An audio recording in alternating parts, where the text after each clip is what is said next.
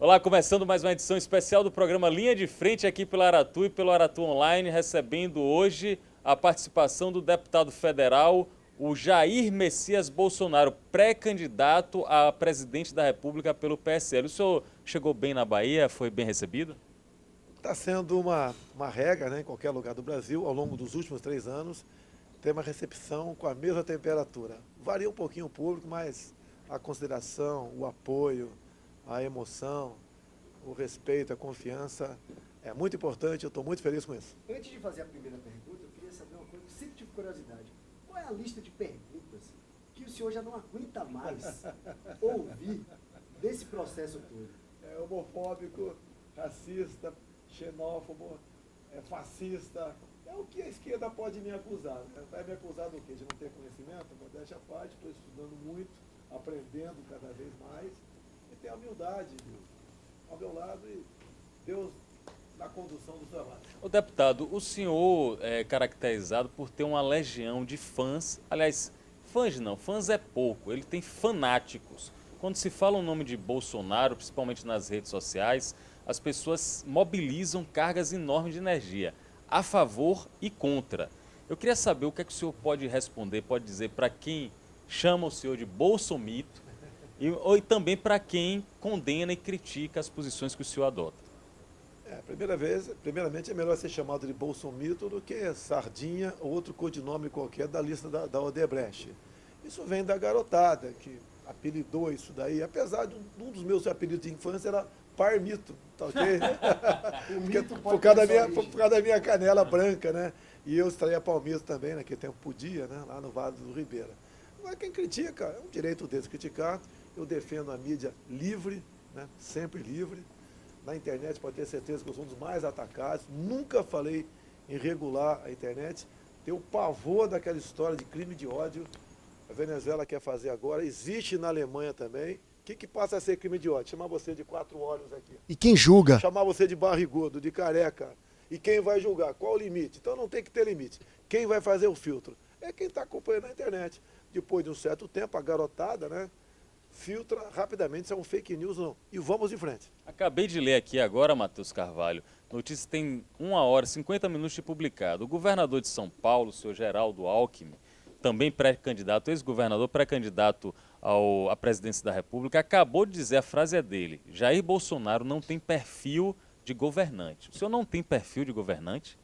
Olha, os diálogos do senhor Geraldo Alckmin é com o pessoal do Odebrecht. Ele está preocupadíssimo com o Paulo Preto.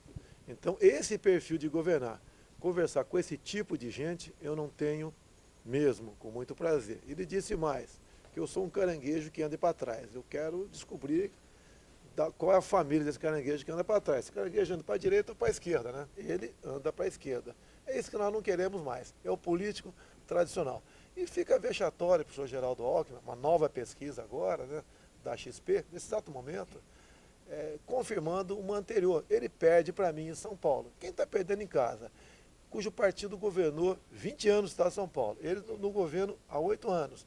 Não consegue estar à frente do patinho feio que sou eu, né? Que só tem um deputado federal ao meu lado de São Paulo. É sinal que quem está mal das pernas é ele. Agora, se esse pessoal não falar meu nome, quem vai ouvi-los?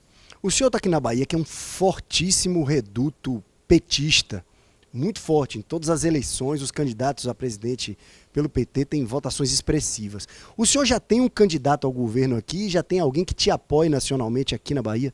Olha, nós remodelamos um partido, o PSL, em 40 dias.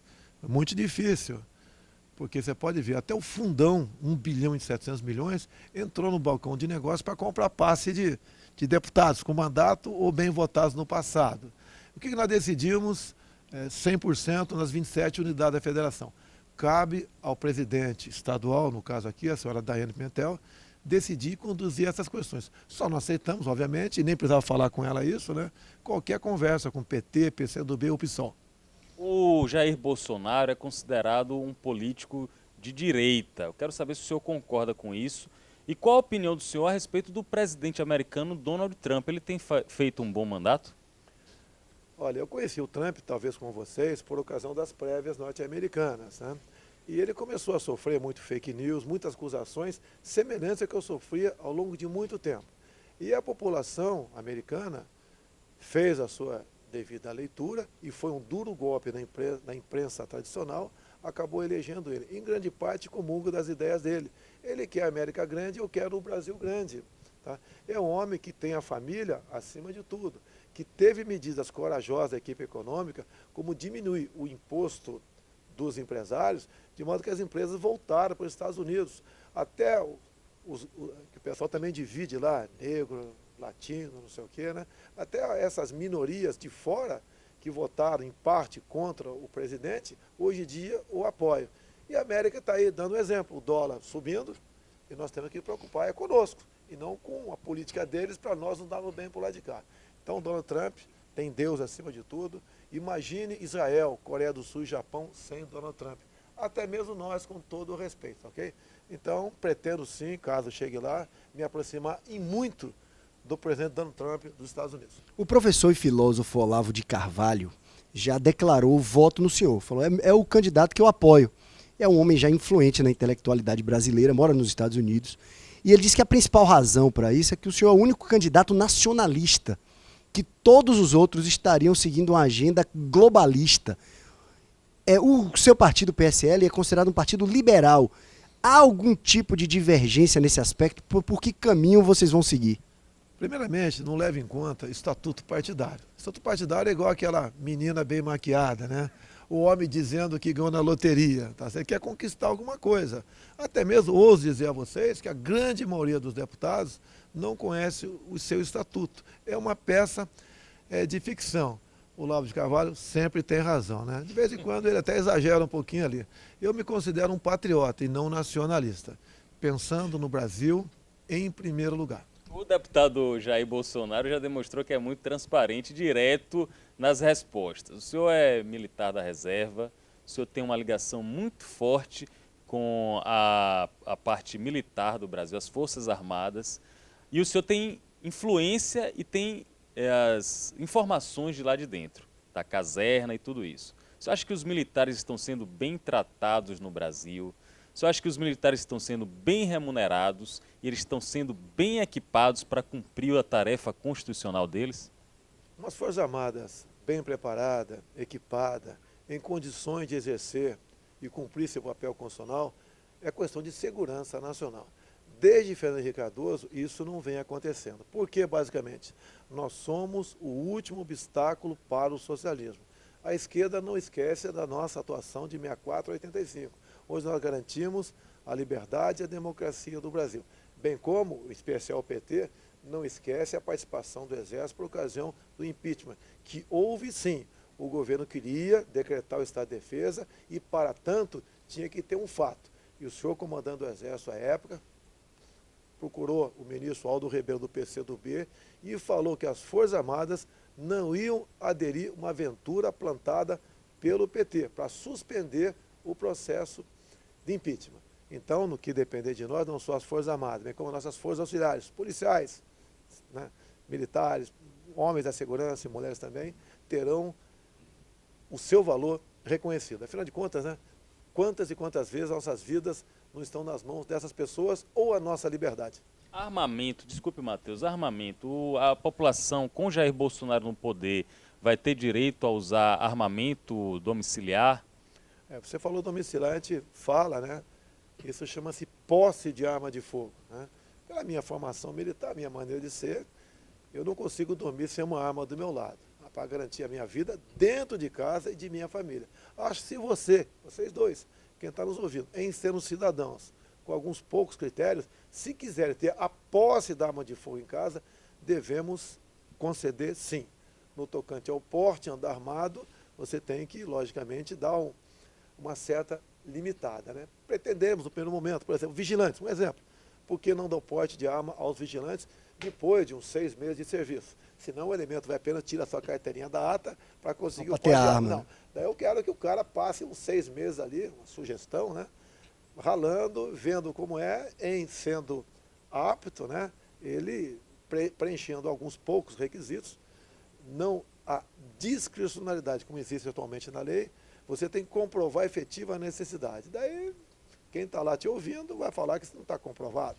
Então, pretendemos sim flexibilizar bastante o porte de arma de fogo. Até porque irresponsável é o governo do PT, do PSDB, que desarmaram o cidadão de bem e deixaram os bandidos cada vez melhores. E o plebiscito indicou outra coisa na época, né? Indicou, foi um número que ninguém acreditava, que o lado deles, né, o voto sim tinha artistas globais, tinha recurso, até o movimento Viva Rio não pôde continuar participando porque recebia dinheiro de fora, e nós fomos vitoriosos, se não me engano, 64%, para que o Brasil continuasse fabricando armas e munições e comercializasse com critérios as armas aqui dentro. Conseguiram burlar a lei, de modo que é quase impossível você, com todo respeito, vocês dois aqui, a ter a posse de arma de fogo em casa. O senhor tem um adversário que é aqui da Bahia, um adversário que essa disputa ficou muito forte nacionalmente e acabou impulsionando os dois, né? O deputado Jean Willis. Nosso colega de foi faculdade. até nosso colega de faculdade, por coincidência. A impressão que eu tenho às vezes é que ele leva mais a sério essa rivalidade do que o senhor. Como é que se dá isso?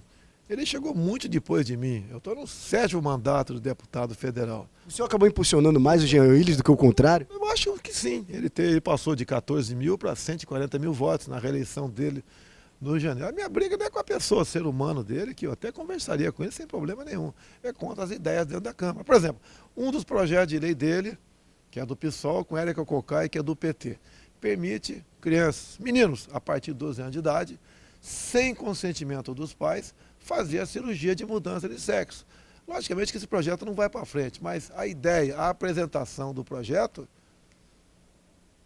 fica complicado. Faz parte de um pacote de intenções. Isso eu nem vou discutir com ele. Enquanto tiver esse tipo de ideia... Agora, uma pessoa que acha que o menino pode mudar de sexo com 12 anos, acha, como ele votou contra, a redução da maioridade penal, ou seja, um assassino, um estuprador com 17 anos de idade não é responsável pelos seus atos. Já um menino de 12 pode cortar o seu piu-piu. Aí não dá para concordar com ele. Falando de outra colega no parlamento, a senhora Maria do Rosário, o senhor enfrentou aí um processo, uma questão judicial com ela. Aí eu queria perguntar, como está essa questão judicial?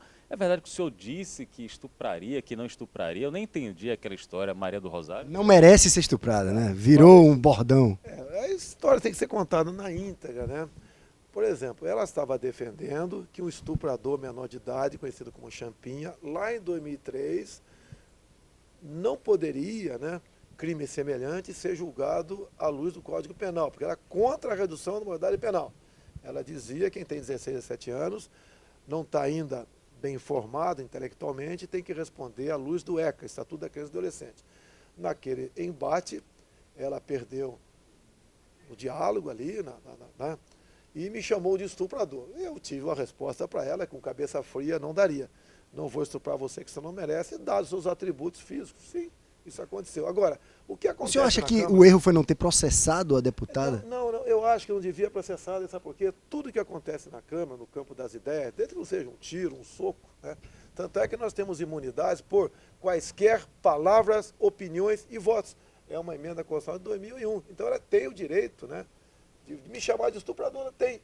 E eu dei aquela resposta para ela. Agora o erro, no meu entender, olha só, como é que o processo chegou ao Supremo? A senhora Ela Vieco, subprocuradora da República, aproveitando uma saída do Janot, ela pegou o processo e levou junto ao Supremo Tribunal Federal.